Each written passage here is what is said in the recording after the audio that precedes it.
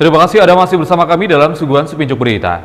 Pemirsa, hingga saat ini Bawaslu Ngawi telah melakukan penertiban terhadap 800 lebih pelanggaran penempatan alat peraga kampanye dan 4 laporan dugaan pelanggaran pidana dan netralitas. Sementara dari keempat laporan hanya 1 pelanggaran netralitas yang sampai terregister dan keluar rekomendasi.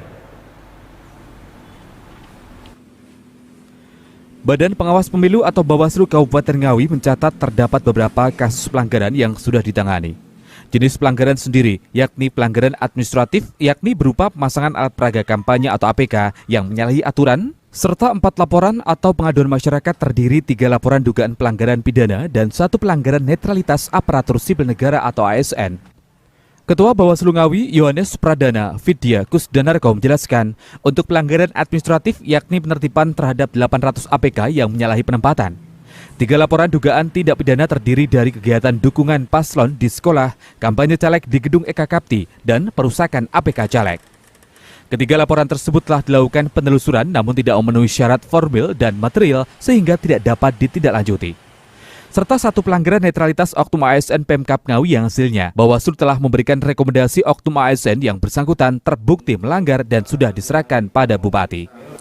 Sampai dengan saat ini untuk dugaan pelanggaran yang sudah masuk pada Bawaslu Kabupaten Ngawi, baik berupa laporan maupun temuan, itu ada beberapa dari 4 jenis dugaan pelanggaran.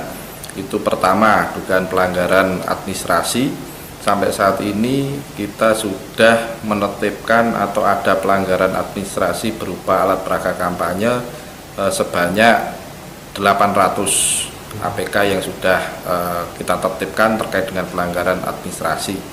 Terus kemudian sejauh ini ada 3 laporan dugaan pelanggaran yang tidak bisa ditindaklanjuti. Pertama, karena tidak memenuhi syarat formil, dan 2 laporan dugaan pelanggaran tidak memenuhi syarat material sehingga tidak dapat ditindaklanjuti. Dan yang kemudian ada 1 dugaan pelanggaran yang kami tindaklanjuti dan sudah kami putuskan karena sudah memenuhi syarat formil dan syarat material, yaitu terkait dugaan pelanggaran hukum lainnya, yaitu pelanggaran terhadap Undang-Undang Nomor 20 Tahun 2023 terkait netralitas ASN.